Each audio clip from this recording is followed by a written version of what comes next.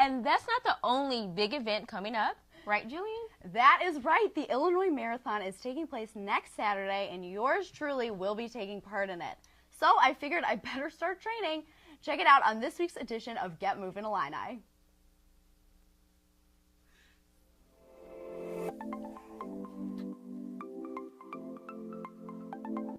Good morning, Illini. I'm Jillian Kaehler, and for this week's edition of Get Movin Illini, we are focused solely on marathon training.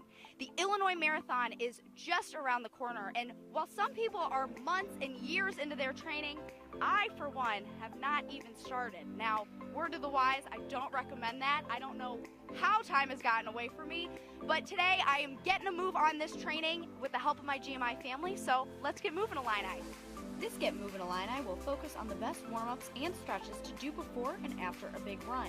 The first warm-up I recommend doing before a long run is called the caterpillar.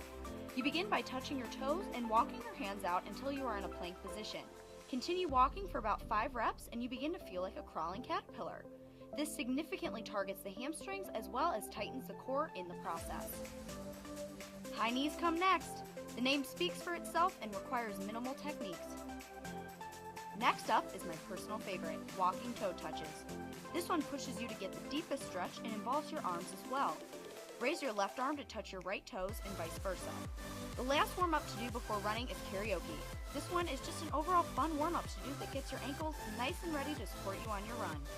These next stretches are ones to do after completing your run. Up first, the butterfly. This is the one we've all been doing since elementary school and the one I'm still not very good at. The glute stretch might be the hardest, but it is one of the best for runners to do. Sit with knees bent and bring your left ankle to cross over at your right knee and then switch. The last stretch is the classic split. Sit with your legs extended and reach for your toes. So now that we've gone through some great warm-ups and stretches, those running the Illinois Marathon come April 22nd will be ready to lace up and get going. Unless you're me, of course, who still hasn't trained.